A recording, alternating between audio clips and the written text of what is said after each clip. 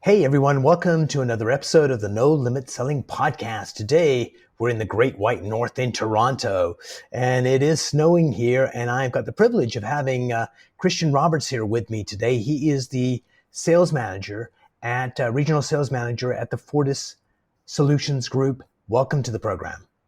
Thank you so much for having me. Merry Christmas Eve to you, sir, and to your audience as well.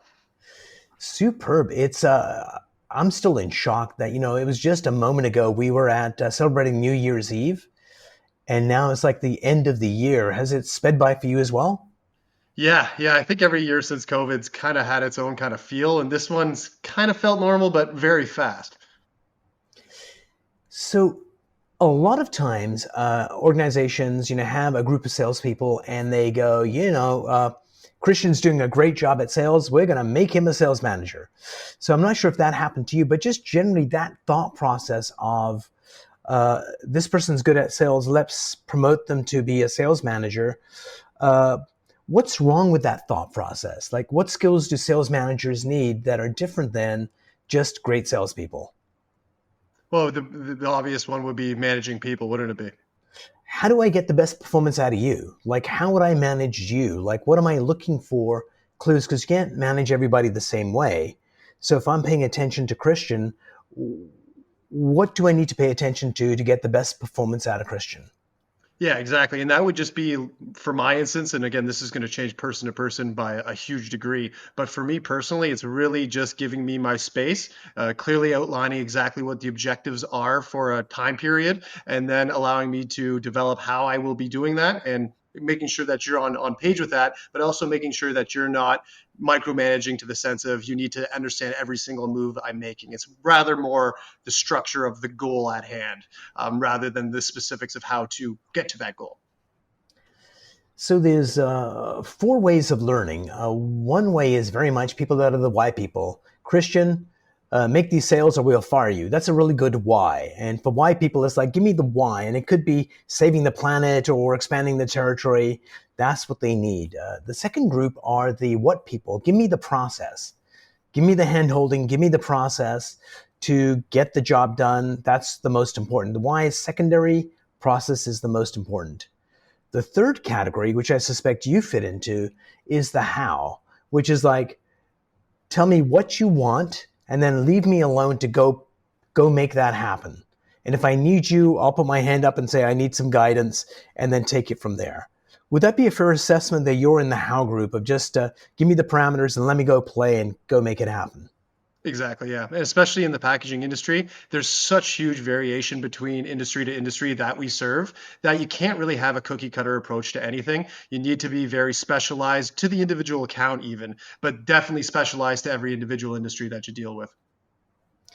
Excellent. So tell me about one of your earlier times in your career where sales was not going well.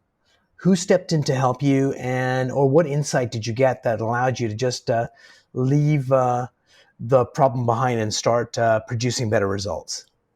Yeah, so in that kind of instance, it kind of goes back to what I was just talking about, is the ability to shift markets and really talk to different industries. And what you notice about certain industries that you work with is there's high periods and low periods for all of them. So sometimes you could be having very good momentum with a certain market, and then you start hitting some walls. And rather than just trying to keep beating your head against that same wall and get through, often you're better off to pivot, look at another industry, and then come back to that industry as things kind of fall into place. It's definitely the cyclical nature of these industries that I work with. So that's a very kind of like this is the strategy. But give me a real life example of I was working in this industry, and how did you figure out it wasn't working? And then how did you figure out the next area to go into to kind of make this happen?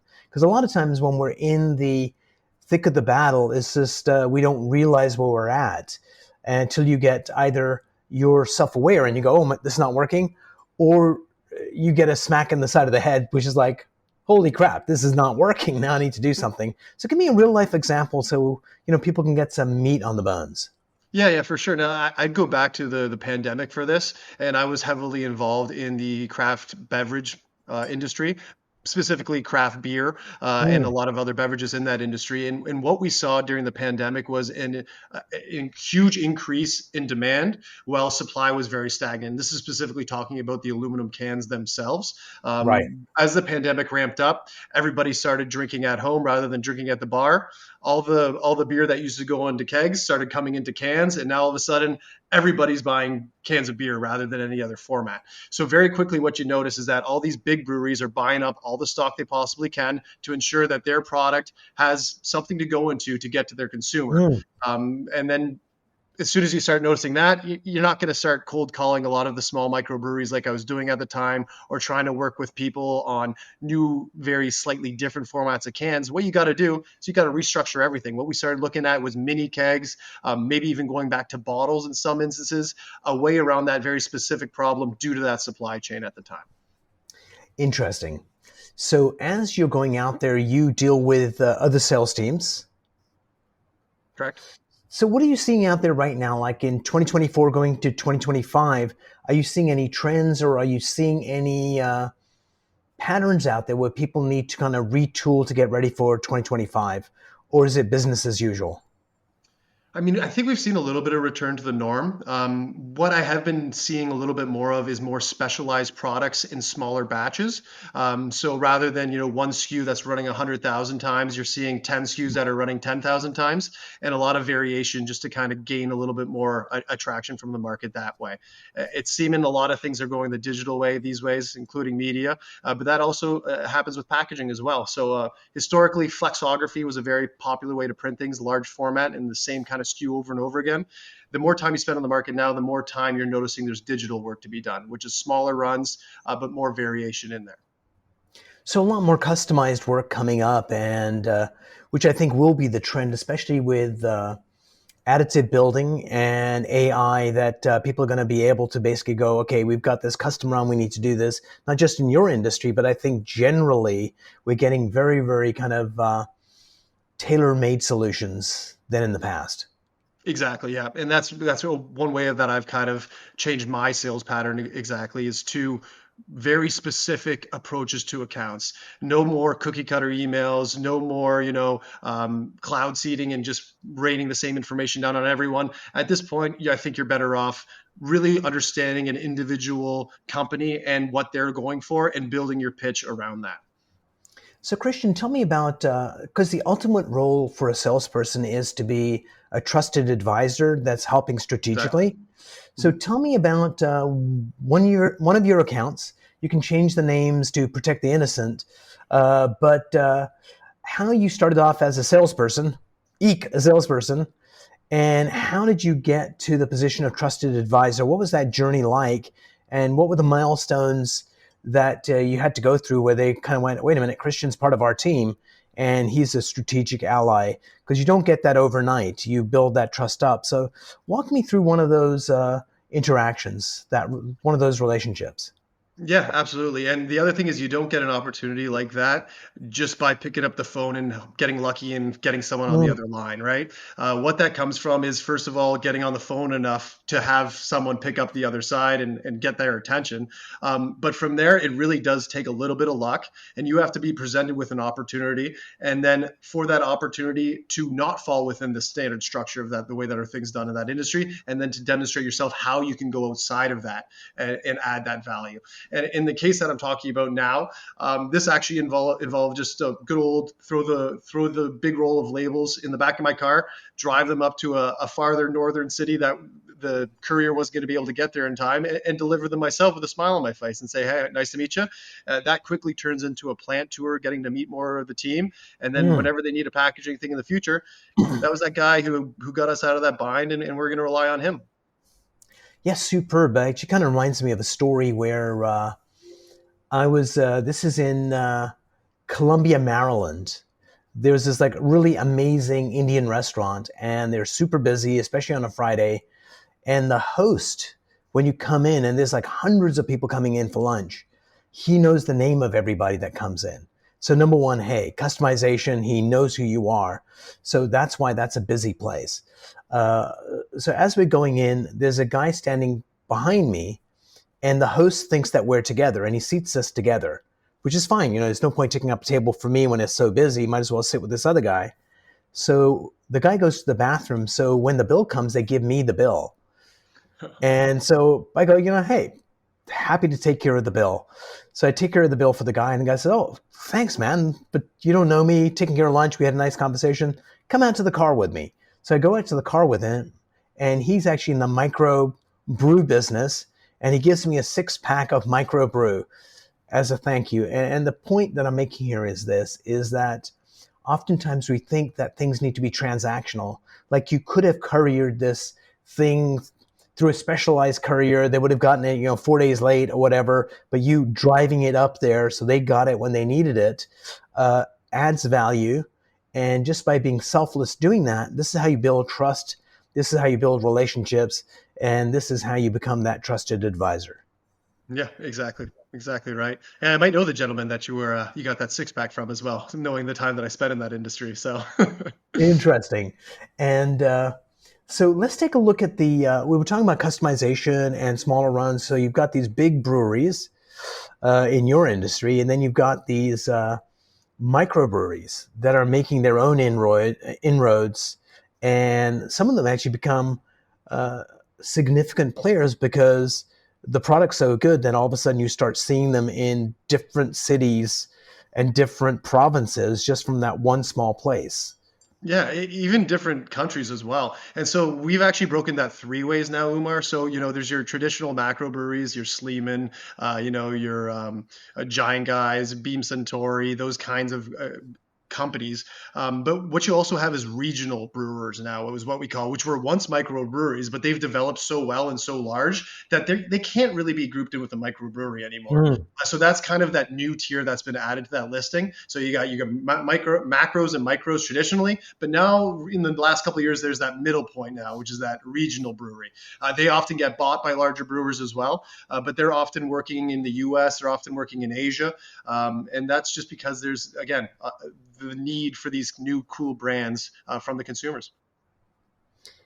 So as you look out into 2025, there's probably new targets that you're hitting, I would imagine. Of course. So as you're thinking about hitting these new targets, what's the strategy you'll be using to get that first conversation?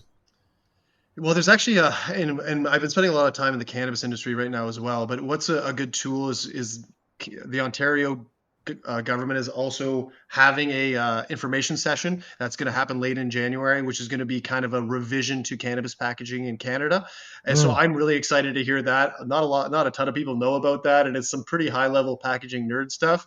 But based on what they're saying in that meeting, that's really going to help me establish what my pitches are going to look like going forward for the year, because it's going to be cutting edge. It's going to be brand new, and we should hopefully get a little bit more leeway to play with fun packaging in the cannabis market. Because right now, not sure if you've seen many of the products, Umar, very boring stuff. Absolutely. And so as people, no matter what industry you're in, you're going after new targets. So I came across this guy called Matthew Pollard, and he's all about the introvert's guide to selling. Like some of the best salespeople in the world are introverts. And so in one of his latest books, he's basically talking about this. If you go into a networking event and you say you're in the packaging business, like you're not going to go to a local Chamber of Commerce event in your business because there's not a lot of customers there. But in industry functions, if you go there and say, I'm in the packaging business, then people are like, oh, we already got somebody doing that. Thanks a lot. So Mm-hmm. his concept is how do you label yourself in a different way? So a good example would be in the traditional networking. If you go into a networking thing, it's like, hey, Christian, what do you do? And you tell me what you do. And then you ask me, what do I do? I say, oh, I'm an accountant. And you're like, all right, know what an accountant is? Already got one. Don't want to talk to you. See you later. But if I was to say something like I'm the profit enhancer, then it begs the question like, what on earth is a profit enhancer? Well, a lot of accountants just basically do the books, but if they do it strategically, that's what I do is I help you find hidden profits. Well, let me tell you about one of my clients and I give you an example, then all of a sudden you're interested in talking with me. So as you go out there into networking groups, how are you becoming unique in a crowded market where there's other people providing packaging, how do you do your pitch that they kind of want to pay attention to you?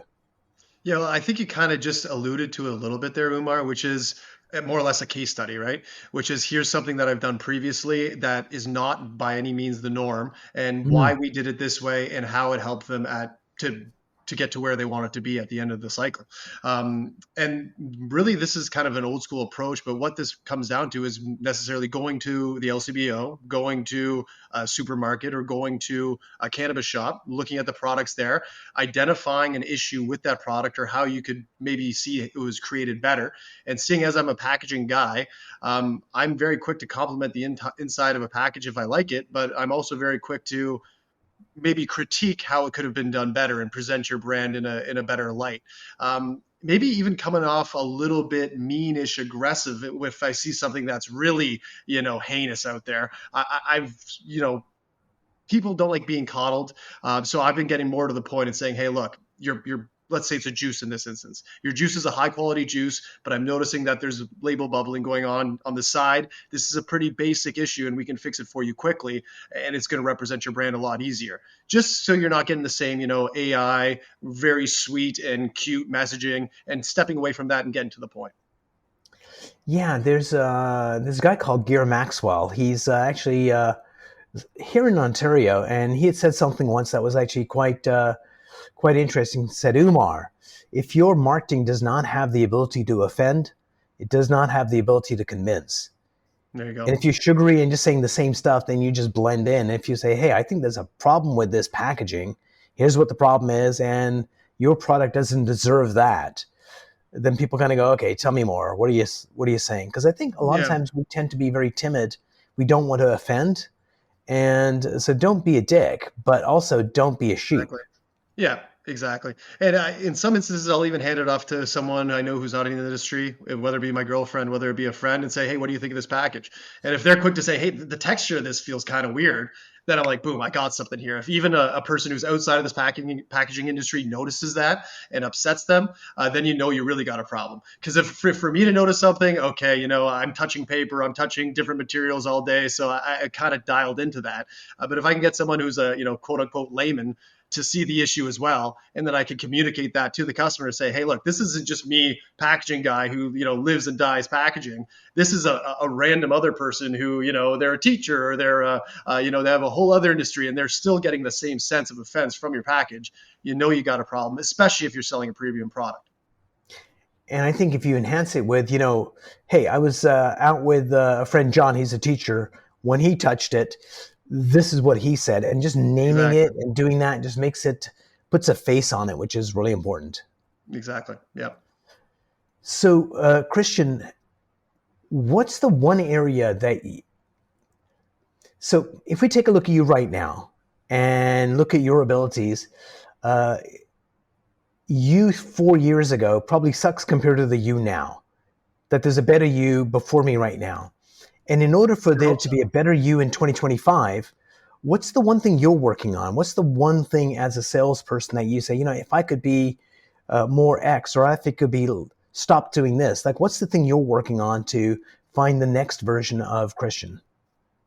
Yeah, well, I mean, it's baby steps, right? And when you're younger, you're always thinking about how you make these massive improvements. But Mm, I think it's really just getting a little bit more dialed into the day by day process, being a little bit more plugged into what's going on in the markets. That's going to be very important for me this year. As I mentioned earlier, as in our discussion, it's getting more and more personalized, all these products. So that means you need to have a wider web of information.